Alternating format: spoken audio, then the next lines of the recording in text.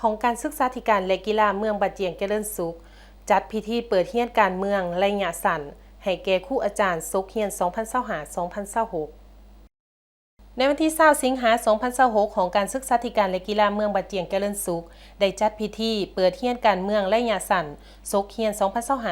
2025-2026 ให้แก่ผู้บริหารการศึกษาและครูอาจารย์ในทั่วเมืองขึ้นที่สโมสรของเมือง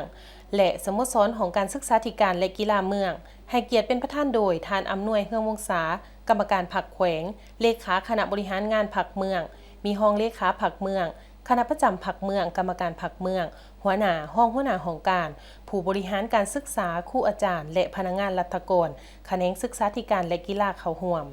ในโอกาสนี้ท่านอำนวยเฮืองวงศา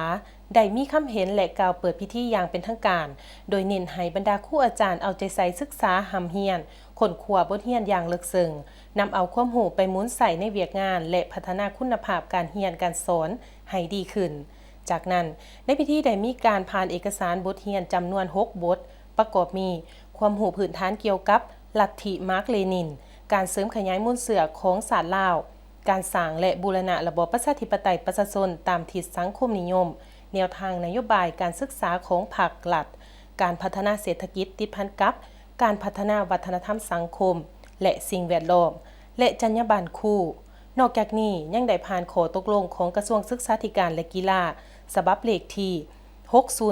6074/สสกว่าด้วยจรรยาบรรณข้อห้ามและการวินัยต่อครูและบุคลากรแขนงศึกษาธิการและกีฬา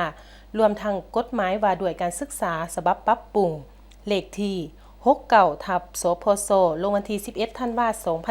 2024ในตอนถ่ายท่านอำนวยเฮืองวงศาได้ชี้นำให้บรรดาผู้บริหารการศึกษาและครูอาจารย์ในทั่วเมืองเอาใจใส่เรียนรู้ฝึกฝนตนเองรักษาจรรยาบรรณวิชาชีพปฏิบัติระเบียบวินัยและนำเอาความรู้จากการเรียนไปหมุนใส่ในเวียกงานให้เกิดผลสำเร็จการเปิดเรียนครั้งนี้จะดำเนินเป็นเวลา2วันแต่วันที่20ถึงวันที่21สิงหาคม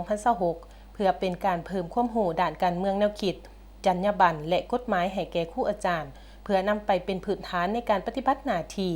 ยกสูงจรรยาบรรณวิชาชีพและพัฒนาคุณภาพเวียกงานการศึกษาให้ดีขึ้น